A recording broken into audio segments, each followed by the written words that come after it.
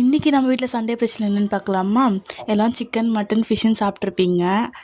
நம்ம அதோட ஸ்பெஷலாக ப்ளைன் பிரியாணி பண்ண போகிறோம். அது எப்படி பண்ணுறதுன்னு பார்க்கலாமா? அதுக்கு முன்னாடி நம்ம சேனலை சப்ஸ்கிரைப் பண்ணிக்கோங்க. வாங்க வீடியோக்குள்ளே போகலாம். அதுக்கு ஒரு குக்கர் எடுத்து வச்சுக்கிட்டேன்.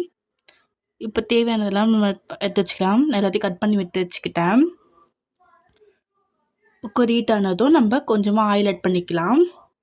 ஒரு டேபிள் ஸ்பூன் கீ ஆட் பண்ணிக்கிட்டேன். இப்போ நம்ம எடுத்து வச்சுருக்க ஸ்பைசஸ் எல்லாம் ஆட் பண்ணிக்கலாம். பட்டை, லவங்கம், ஏலக்காய், பிரிஞ்சி இலை போட்டுக்கிட்டேன். இது நல்லா பொரிஞ்சு வந்ததும் பச்சை மிளகா போட்டேன். பச்சை மிளகா போட்டு டப்புன்னு வெஞ்சு பயந்துட்டேன் நான். இப்போ நம்ம கொத்தமல்லி, கருவேப்பிலை, புதினாலாம் ஆட் பண்ணிக்கலாம். என்கிட்ட புதினா, கொத்தமல்லி இல்லாததுனால கருவேப்பிலை மட்டும் போட்டிருக்கேன். உங்கள் இருந்துச்சுன்னா நீங்களும் ஆட் பண்ணிக்கோங்க. நல்லா ஃப்ளேவராக இருக்கும், டேஸ்ட்டாக.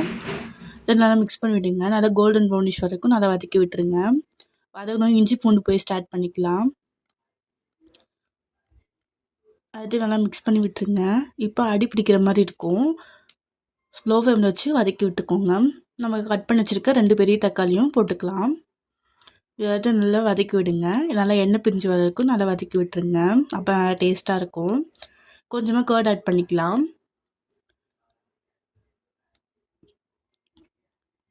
இதை நல்லா மிக்ஸ் பண்ணி விட்டுட்டு இப்போ நம்ம தேவையான மசாலாலாம் ஆட் பண்ணிக்கலாம். மஞ்சத்தூள், உப்பு, மிளகாத்தூள், கொஞ்சமாக நான் கலருக்காக வந்து ஆச்சி மிளகாத்தூள் எடுத்துருக்கேன்.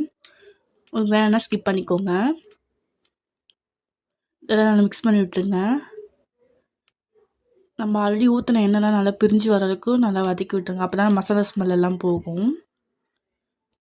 நல்லா மிக்ஸ் பண்ணி விட்டுட்டு நம்ம எவ்வளோ தண்ணி வேணுமோ ஆட் பண்ணிக்கலாம். நான் த்ரீ கிளாஸ் அளவுக்கு ஊற்றிருக்கேன். கொதிக்க விட்டுருங்க. ஆல்ரெடி அரிசி ஊற வச்சுருந்தேன். அது தண்ணியெல்லாம் வடிச்சிட்டு நம்ம சேர்த்துக்கலாம்.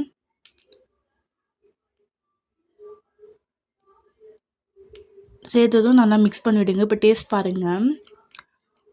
லைட்டாக உப்பு பத்தாத மாதிரி இருந்துச்சு. லைட்டாக நான் சால்ட் ஆட் பண்ணிக்கிட்டேன். நல்லா மிக்ஸ் பண்ணி விட்டுட்டு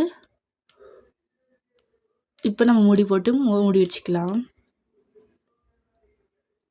ஒரு 2 விசில் அடுக்கு நான் விட்டுருந்தேன்.